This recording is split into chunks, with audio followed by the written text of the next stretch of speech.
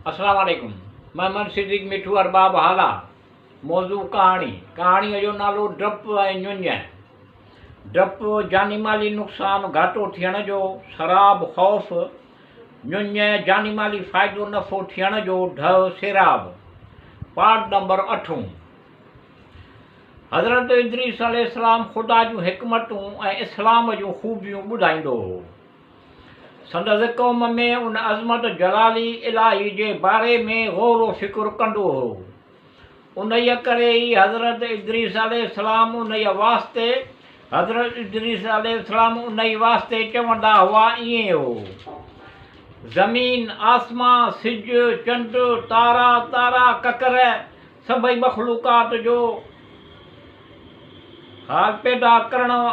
ख़ालिक़ पैदा करण वारो आहे ईअं हो।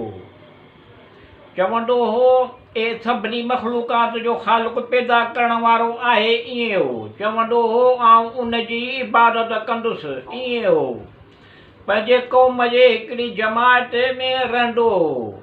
उन्हनि खे नसीहत कंदो हो, ख़ुदा जे अज़ाब खां उन्हनि खे डिॼारींदो हो। उन तबलीग जे सबबि हिकु हिकु करे उन सां 7 माण्हू हमख़्याल थिया ईअं हो। पोइ 70 माण्हुनि जे तइदाद ते पहुता, वरी 700 ईअं 1000 ताईं उहे माण्हू हमख़्याल थी विया ईअं हो। हज़रत इदरीस उन्हनि 1000 माण्हुनि खे चयो ईअं हो, अचो त 100 माण्हू नेकतरीन जो इंतिख़ाब करियूं ईअं हो। उन्हनि 1000 माण्हुनि मां 100 माण्हुनि जो इंतिख़ाब कयूं ईअं हो। वरी उन 100 माण्हुनि मां 70 नेकतरीन माण्हुनि जो इंतिख़ाब कयूं ईअं हो। वरी उन्हनि 70 शख़्सियतुनि मां 10 नेकतरीन खे चूंडियूं ईअं हो। वरी उन्हनि 10 मां 7 शख़्सियतुनि खे चूंडियूं ईअं हो। ऐं हज़रत इदरीस जिन फ़रमायो असीं 7 शख़्स दुआ था करियूं, बाक़ी तव्हां आमीन चयो ईअं हो।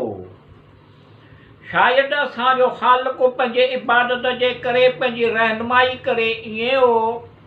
हथ ज़मीन ते रखी दुआ कई, कुझु बि ज़ाहिर कोन थियो ईअं हो। वरी आसमान जे तरफ़ हथ मथे करे बुलंद करे दुआ कई त ख़ुदा रब्बुल आलमीन हज़रत इदरीस अलैहिस्सलाम ते वही फ़रमाई ईअं हो।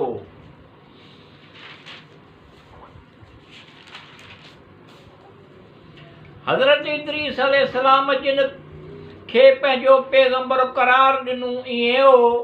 उन्हनि माण्हुनि जिन ईमान आंदो, पंहिंजी इबादत जे तरफ़ रहनुमाई कई ईअं हो। उहे सभु माण्हू बराबरि इबादत में मशग़ूल रहंदा हुआ ईअं हो। ऐं कंहिंखे बि अल्लाह रब्बुल आलमीन सां शरीक कोन कंदा हुआ ईअं हो। एसी ताईं जो हज़रत इदरीस अलैहिस्सलाम जिन आसमान ते खयाई ईअं हो।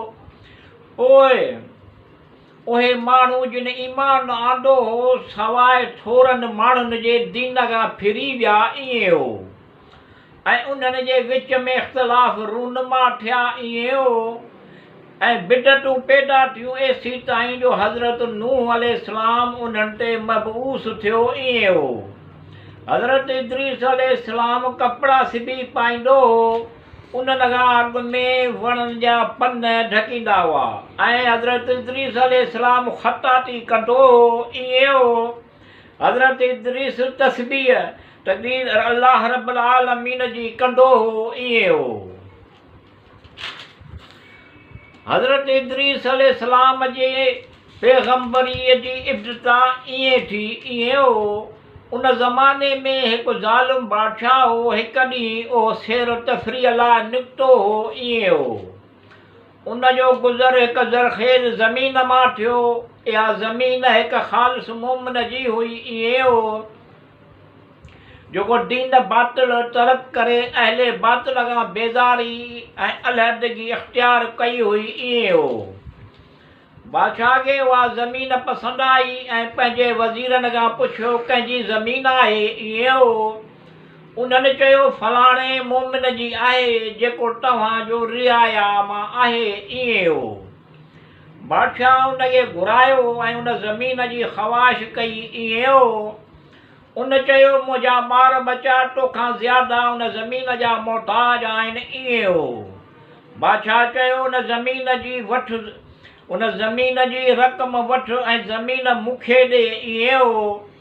उन चयो ज़मीन आऊं कोन खपाईंदुसि। उन जो ज़िक्र ई न कर। बादशाह खे गुस्सो आयो, टियूं रही बिगड़जी वियसि ईअं हो।